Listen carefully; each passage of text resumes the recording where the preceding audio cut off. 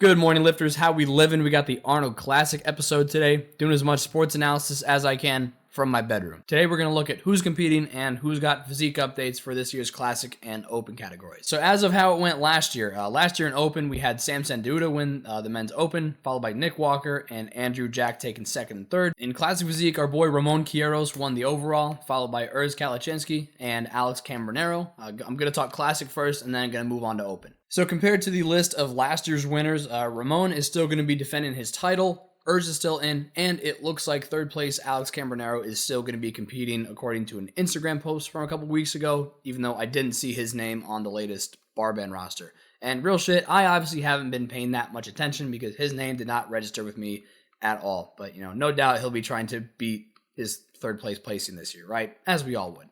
And just looking back at pictures from last year's competition, both Urs and Ramon had fantastic physiques, but I think Ramon just had more mass fullness to him, just size in general. And in terms of updates for Ramon, we have this video from him that was posted last week, and bro is looking full. And in terms of his midsection, we got this video from about 28 days out. Shit looks tight. I'm sure it looks fantastic now. But look at Ramon's face in that first video, and I'll try to find it before I publish this, but there was this clip of Dorian Yates talking about how he'd freak everybody out with just his face, specifically with how conditioned it was. So Dorian was already known for being a shadow during his Olympia reign. He'd show up, mog some pencil neck bastards, and then go back into his dungeon to train, never to be seen again until the next competition. But in this clip, he was talking about how, like with the press conferences and right before the show, everyone's either covered up in a suit or like a sweatshirt and pants, and so you don't really know what your competition's bringing unless you can see their face, unless you're looking at their face.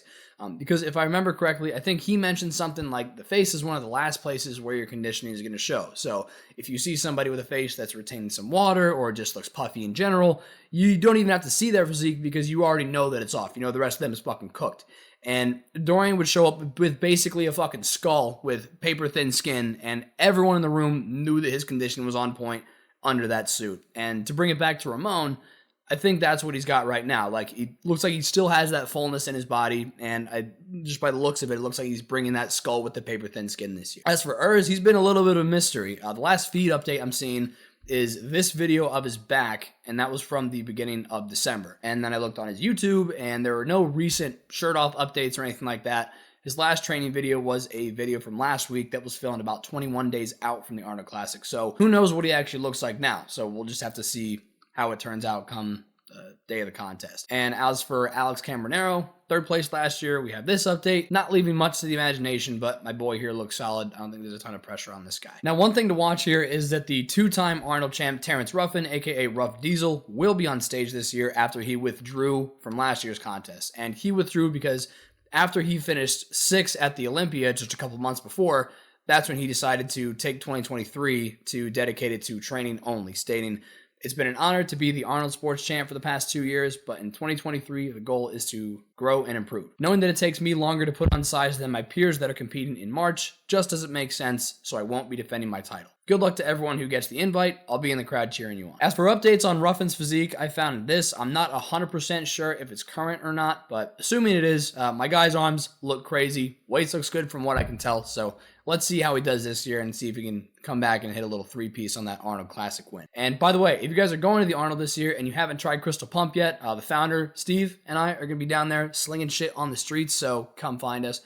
And moving on to men's Open, like I said, Sam Sanduda won it. Nick Walker hit second, and Andrew Jack, the fucking tank, hit third last year. And Samson had this crazy clip with some corn blasting in the background, a little bit of a quad stomp. And assuming that this is a recent clip, the size is certainly there. So if he brings the same condition as last year, bang, boom, he's probably good, right? And Nick Walker's update, we got one in the posing trunks with his fucking legs. Look at that shit. It's like somebody had ropes around his calves. Just unreal. Casual mutant shit, as always, from our boy. Now, Andrew Jack, I'm very interested in seeing what he does because he just had his pro debut in 2022, placed 5th at the Mr. Olympia on his first try, and banged out 3rd at the Arnold Classic back-to-back. Unreal frame and genetics on this man. I didn't see much in terms of full physique updates from him, but I did find this.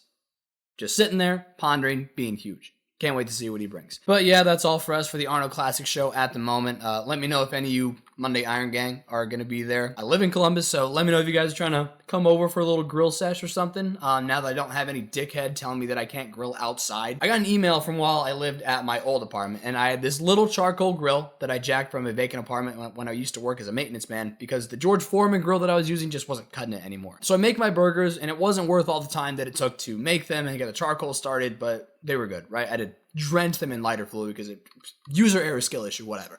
But about 30 minutes later, there was an email that got sent to the entire complex, and like all caps, like, people with grills, blah, blah, blah, fire code. You can't grill on your balcony. You can only eat crickets. We're going to fine you if we see any grill on your balcony, and we have permission to enter your apartment and look for it. So once the grill was cooled off, I just wrapped it in a trash bag and put it in a little plastic tub so it would be hidden from the fucking grill Gestapo.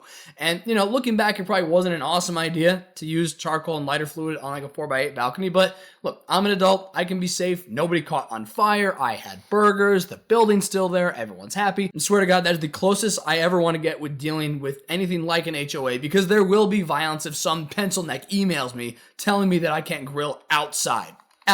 Anyway, Arnold Classic, let me know if you're coming. I would love to hang out after I'm off work one of those days. So let me know who you got for this year for Classic, Physique, and Open. Have a beautiful day.